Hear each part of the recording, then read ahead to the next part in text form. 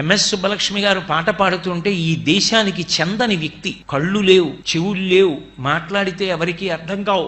Helen Keller అని ఆవిడ విదేశాల నుంచి వచ్చి, ఆవిడకో శక్తి ఉండేది. ఆవిడ కళ్ళు లేకపోయినా ఎవరినైనా ముట్టుకుంటే ఆ వ్యక్తి యొక్క బలము బలహీనత అన్నీ చెప్పేసేది. ఆశ్చర్యపోయి హెలెన్ కెల్లర్ భారతదేశానికి వచ్చినప్పుడు అప్పటి ప్రధానమంత్రి జవహర్లాల్ నెహ్రూ గారు పిలిపించుకుని తనని ముట్టుకోమన్నారు. హెలెన్ కెల్లర్ నెహ్రూ గారిని ముట్టుకుని నెహ్రూ గారి బలాలు బలహీనతలు ఆయన జీవితం అన్ని చెప్పేసింది. అటువంటి హెలెన్ కెల్లర్ ఎంఎస్ సుబ్బలక్ష్మి గారు పాట పాడుతుంటే ఆవిడ వినలేరు. సుబ్బలక్ష్మి గారి పక్కనే వేదిక మీద కూర్చుని కంఠం కింద చెయ్యి పెడతానని అడిగారు. సుబ్బలక్ష్మి గారు అంగీకరించారు. ఆవిడ వన్రాయ్ ఇల్లం గోవిందా అన్న కీర్తన పాడుతుంటే కంఠం కింద వేలు పెట్టి వలవల వలవలవల ఏడ్చేసి, ఈమె గాయకురాలు కాదు, ఈమె గంధర్వకాంత, ఇది దేవతలు మాత్రమే పాడగలిగిన పాట, ఇది మనుష్యులకు సాధ్యం కాదు.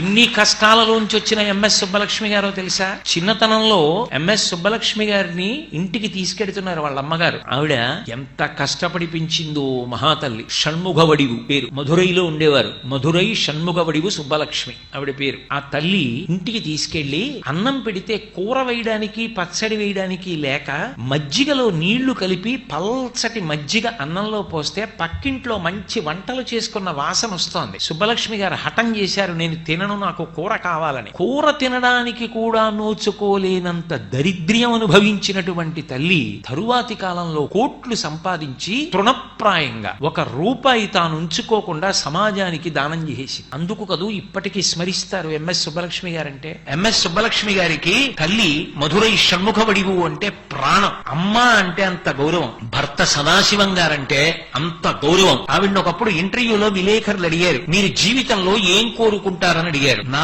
భర్త తర్వాత ఒక నిమిషం కూడా నేను బ్రతకకూడదని కోరుకుంటున్నాను, నా భర్త కన్నా ముందు వెళ్ళిపోవాలని కోరుకుంటున్నానన్నారు. అంత గొప్ప ఇల్లాలు. ఆఖరణ ఆవిడ ప్రాణత్యాగం అయితే, ఆవిడ శరీరం వదిలిపెట్టేస్తే పరిగెత్తుకొచ్చిన మొదటి వ్యక్తి ఎవరో తెలుసా?